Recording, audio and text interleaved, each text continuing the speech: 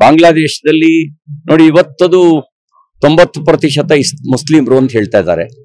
ಕೆಲವು 100 ವರ್ಷಗಳ ಹಿಂದೆ 1% ಮುಸ್ಲಿಮರು ಇರಲಿಲ್ಲ. ಭಾರತ ಏನು ಅಖಂಡ ಭಾರತದಲ್ಲೇ ಮುಸ್ಲಿಮರು ಇರಲಿಲ್ಲ.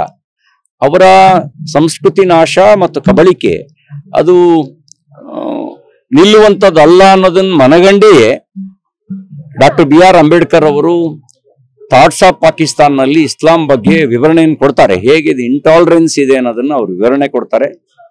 ಆ ಕಾರಣಕ್ಕೇನೆ ಪಾಕಿಸ್ತಾನ ರಚನೆ ಆಗುವಂತ ಸಂದರ್ಭದಲ್ಲಿ ಇದು ಸೆರಗಿನಲ್ಲಿ ಕಟ್ಕೊಂಡ ಕೆಂಡ ಇಸ್ಲಾಂ ಅನ್ನೋದು.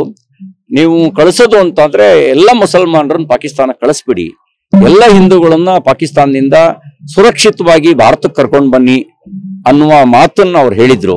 ಅವ್ರ ಮಾತನ್ನ ಕೇಳದೇ ಇದ್ದ ಪರಿಣಾಮ ಅಲ್ಲಿರುವಂತ ಹಿಂದೂಗಳು ನಿರಾಶ್ರಿತರಾಗಿ ಅವರ ಕತ್ತಿಗೆ ಬಲಿಯಾಗಬೇಕಾದಂತ ಪರಿಸ್ಥಿತಿ ಬಂತು. ಇಲ್ಲಿರುವಂತ ನಮಗೂ ಕೂಡ ನೆಮ್ಮದಿ ಇಲ್ಲದೆ ಇರುವಂತ ಒಂದು ಪರಿಸ್ಥಿತಿ ನಿರ್ಮಾಣ ಆಯ್ತು. ಸಂಸತ್ತಿಗೆ ಸವಾಲ್ ಹಾಕುವಂತ, ವಿಧಾನಸೌಧವೇ ನಮ್ದು ಅಂತ ಹೇಳುವಂತ ದಾಷ್ಟ್ಯ ಅಂಬೇಡ್ಕರ್ ಅವರನ್ನ ಮಾತನ್ನ ಕೇಳದೇ ಇರೋದ್ರಿಂದ ಇವತ್ತು ನಾವು ಅನುಭವಿಸಬೇಕಾಗಿ ಬಂದಿದೆ. ನಮ್ಮ ದೇವಾಲಯಗಳನ್ನು ಉಳಿಸ್ಕೊಳ್ಳೋಕ್ಕೂ ನಾವು ಹೋರಾಟ ಮಾಡಬೇಕಾದಂತ ಪರಿಸ್ಥಿತಿ ಬಂದಿದೆ. ಇವತ್ತಿಲ್ಲದೆ ಇದ್ರೆ ಇನ್ಯಾವತ್ತೂ ಇಲ್ಲ.